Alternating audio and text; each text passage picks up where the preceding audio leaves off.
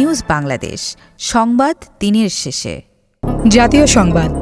সারা দেশে operation devil hunt চালানো প্রসঙ্গে স্বরাষ্ট্র উপদেষ্টা লেফটেন্যান্ট জেনারেল মোহাম্মদ জাহাঙ্গীর আলম চৌধুরী বলেছেন, যতদিন ডেভিল সম্পূর্ণ শেষ না হবে ততদিন পর্যন্ত ডেভিল হান্ট চলবে।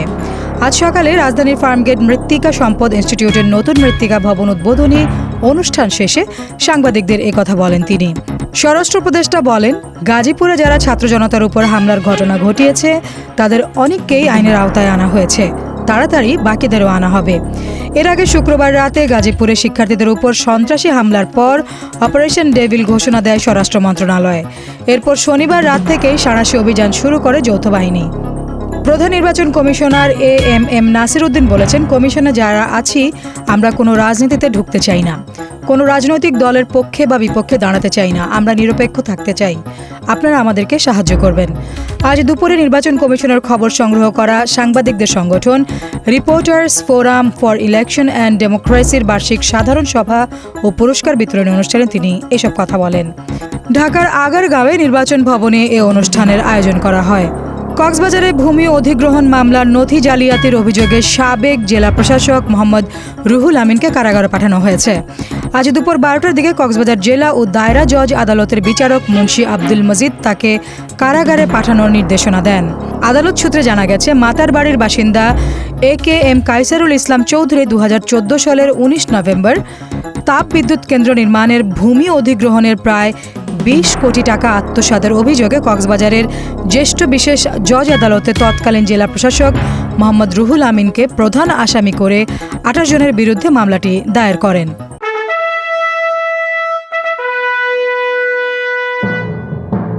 রাজনীতির সংবাদ।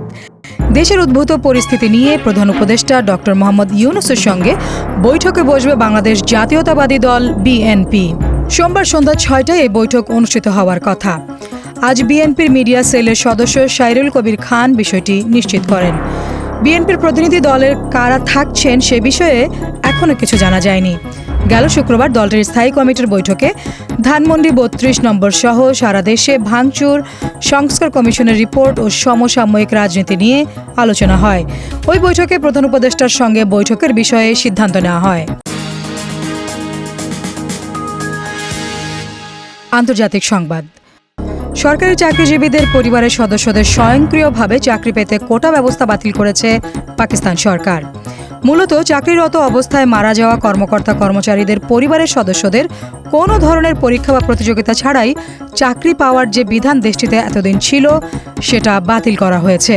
এক প্রতিবেদনে এ তথ্য জানিয়েছে পাকিস্তান সংবাদ মাধ্যম এক্সপ্রেস ট্রিবিউন। সংস্থাটি বলছে, চাকরিরত অবস্থায় মারা যাওয়া সরকারি কর্মচারীর পরিবারের সদস্যদের চাকরি দেওয়ার সুবিধা বাতিল করেছে সরকার। এ বিষয়ে সুপ্রিম কোর্টের সিদ্ধান্ত বাস্তবায়নের সব মন্ত্রণালয় ও বিভাগকে আনুষ্ঠানিক নির্দেশনা দিয়েছে দেশটির সংস্থাপন বিভাগ। তথ্য প্রযুক্তির সংবাদ। দেশের ইন্টারনেট সেবাদাতা প্রতিষ্ঠানগুলোর সংগঠন ISPABর নির্বাচন আগামী 17 মে অনুষ্ঠিত হবে। ISPABর নির্বাচন নিয়ে গঠিত নির্বাচন কমিশন এ তারিখ ঘোষণা করেছে।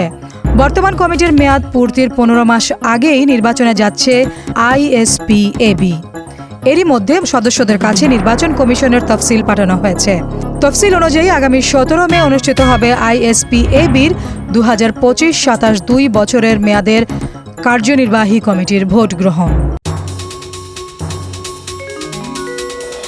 খেলার সংবাদ। লা লিগায় রেফারিং নিয়ে চলমান বিতর্কের মধ্যেই মাদ্রিদ ডার্বিতে প্রশ্নবিদ্ধ একটি পেনাল্টি নিয়ে রিয়াল মাদ্রিদের বিপক্ষে এগিয়ে যায় আতলেতিকো মাদ্রিদ।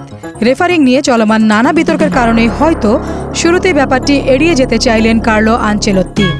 তবে ছাইচাপা আগুন একটা পর্যায়ে বেরিয়েই এলো।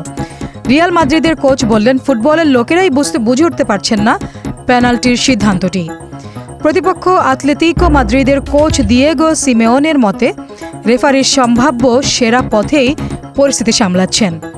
লা লিগায় মাদ্রিদ ডার্বিতে শনিবার 35তম মিনিটে ওই পেনাল্টি গোলেই এগিয়ে যায় আতলেতিকো। পরে দ্বিতীয়ার্ধের সমতা ফেরান কিলিয়ান এমবাপে। 1-1 গোলে শেষ হয় ম্যাচটি। সংস্কৃতি বিনোদন। আমার আগে শাকিব খানের কোনো সিনেমা দেখা হতো না, তবে সবশেষ তার 3টা সিনেমাই দেখা হয়েছে, আর ছবিগুলো দেখে আমি তার ভক্ত হয়ে গেছি। সুপারস্টার শাকিব খানের সম্পর্কে এমনটিই বলেছেন এক সময়ের জনপ্রিয় অভিনেত্রী সাদিয়া জাহান প্রভা। দুজনেই অভিনয় জগতের হলেও তাদের একসঙ্গে কখনো অভিনয় করা হয়নি। তবে শাকিব খানের সঙ্গে একটি ফটোশুটে অংশ নিয়েছিলেন প্রভা। সম্প্রতি এক সাক্ষাৎকারে এমনটাই জানালেন এই অভিনেত্রী। প্রভা জানান, শাকিব খানের সঙ্গে একটা ফটোশুট করেছিলাম। শাকিব খানের এফোর্ট আমাকে মুগ্ধ করেছে, বিশেষ করে রাজকুমার সিনেমা। দর্শক, এই ছিল আজকের নিউজ বাংলাদেশ সংবাদ দিনের শেষে আয়োজন। দেশ বিদেশের প্রতিদিনের সব শেষ সংবাদ জানতে চোখ রাখুন www.newsbangladesh.com-এ। লাইক শেয়ার দিয়ে সঙ্গে থাকুন নিউজ বাংলাদেশের ফেসবুক পেজ ও ইউটিউব চ্যানেলে। ভালো থাকুন, সুস্থ থাকুন।